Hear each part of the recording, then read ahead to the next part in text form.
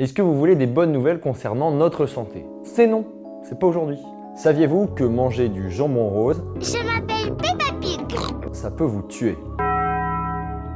Pour comprendre tout ça, il faut savoir ce que sont les nitrates, les nitrites et à quel point ils sont dangereux ou non.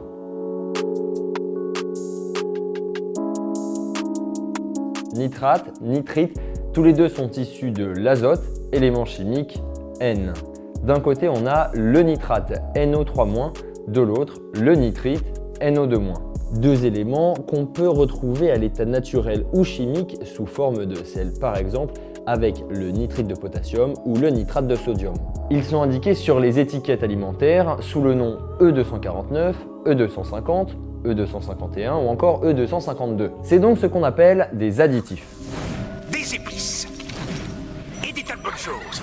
Historiquement, ils étaient utilisés par les charcutiers pour la conservation de la viande et pour éviter la prolifération et le développement de bactéries comme la salmonellose, le botulisme ou la listériose. Des bactéries qu'on n'a pas envie d'attraper. Ce sont aussi ces ingrédients qui donnent au jambon sa couleur rose. Alors que naturellement, il est gris. En 2015, le Centre international de recherche sur le cancer de l'OMS a classé la viande transformée, donc notamment la charcuterie, comme cancérogène. Cette classification est due aux nitrites qui, une fois ingérés, sont considérés comme des cancérogènes probables. Aujourd'hui, les autorités sanitaires françaises suivent l'avis de l'Organisation mondiale de la santé. Elles confirment l'existence d'un lien entre le risque du cancer colorectal et l'exposition aux nitrates et aux nitrites due à la consommation de viande transformée. Oui, je le jette parce que ça, c'est honteux, ça.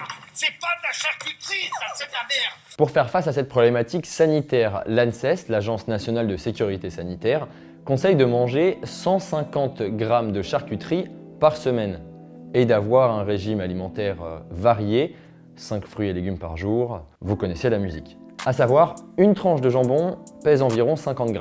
De leur côté, les industriels, comme Erta ou Fleury Michon, ont déjà lancé leur gamme de jambon sans nitrite.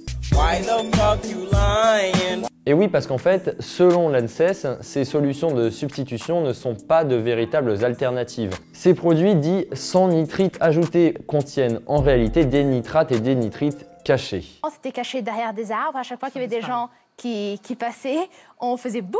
Quoi qu'il en soit, le cancer du côlon tue en France tous les ans 18 000 personnes. En 2018, l'OMS assurait que 4 000 cas de cancer du côlon en France étaient dus à la consommation de charcuterie.